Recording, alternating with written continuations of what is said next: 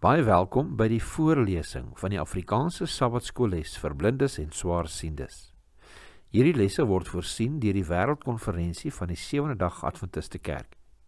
Die voorlesing van die les word aan u gebring deur SSL in samewerking met Adventiste Wêreldradio Afrikaans en word voorgelees deur Marlena Nel.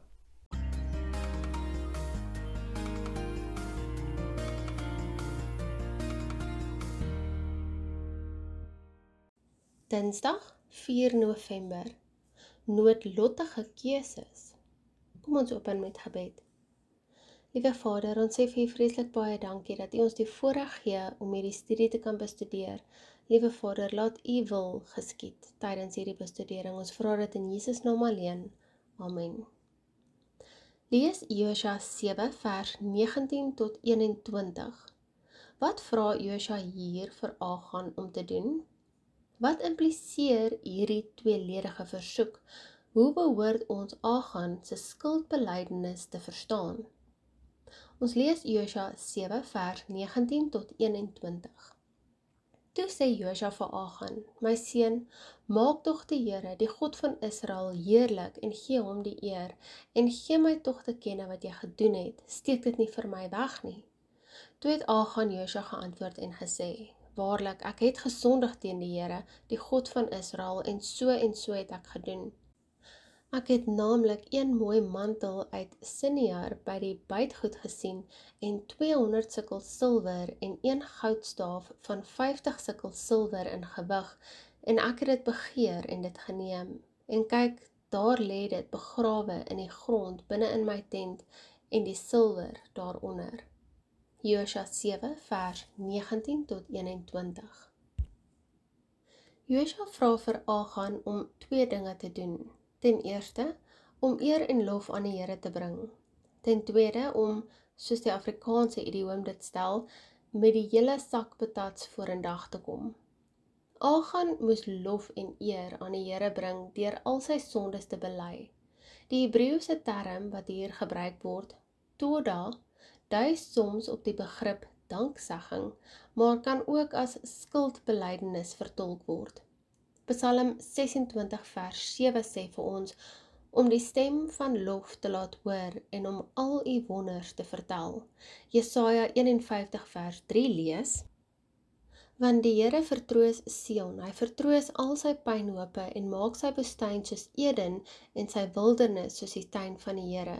Vreugde en blydskap sal daarin gevind word, danksegging en die klank van liedere.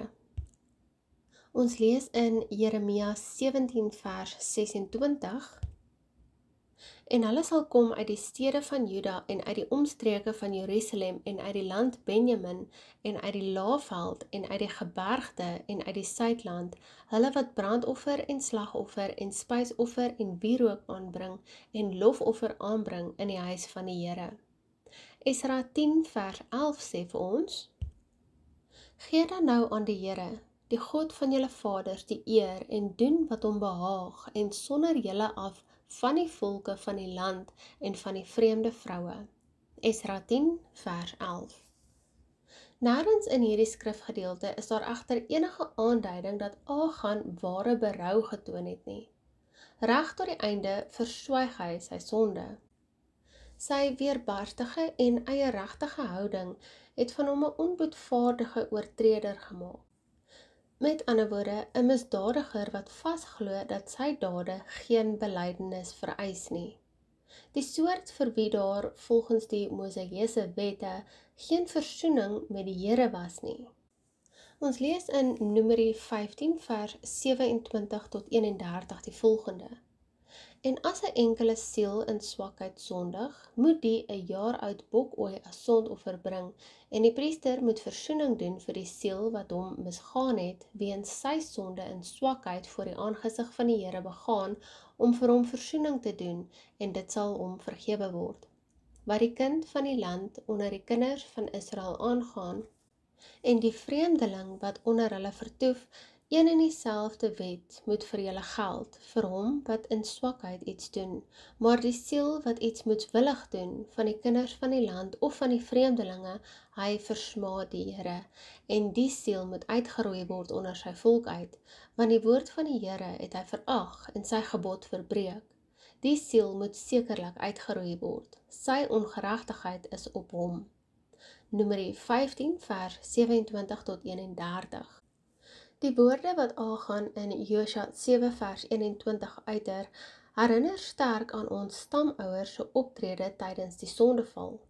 Die Hebreëse sinsnedes kan met die amptelike Afrikaanse vertalings vergelyk word. Dit lees soos volg: Toe sien sy, fatere van die grondwoord ra'a, dat die boom iets begeerliks is, fenemad van die grondwoord hamad, en sy het geneem, fatika van die grondwoord laka, van die vrugte en dit geëet, Genesis 3 vers 6. Let nou op die ooreenstemmende Hebreëse sinsnedes uit Agan se skuldbelydenis. Toe ek gesien het, vir van die grondwoord ra'a, dat daar onder die buit 'n mooi koningsmantel uit Sinear was, as ook 200 sikkels silwer en 1 staaf goud wat 50 sikkels weeg, het ek dit begeer. Faemdem van die grondwoord hamad, en daardie goeders geneem. Faekahem van die grondwoord laka. Net soos dit in die geval met Adam en Eva se besluit was, bring Agan sin 2 ooreenstemmende sondes aan die lig. As jy ander mense se goed begeer, toon jy outomaties jou ongeloof. Deur ander se besittings te begeer, gee ons twyfel in God te kenne. Dat hy nie die mens wat hy geskep het, se beswil op die hart dra, aangesien hy kwansies allerhande hemelse plesiere van ons weerhou. Tog val daardie dinge binne die sfeer van die goddelike en nie die menslike nie. So ons het geen aanspraak daarop nie. Benewens hierdie indirekte verwysing na die val van die eerste mense, wys hierdie skrifgedeelte ook op die skrille kontras tussen Rahab en Agan se houdings. Lees gerus Josua 2 vers 1 tot 13. Die een het die verkenners na haar dakvertrek toe geneem en hulle daar weggesteek, sodat die soldate hulle nie kon vind nie. Die ander het verbode dinge geneem en dit weggesteek, sodat Josua nie daarvan sou uitvind nie.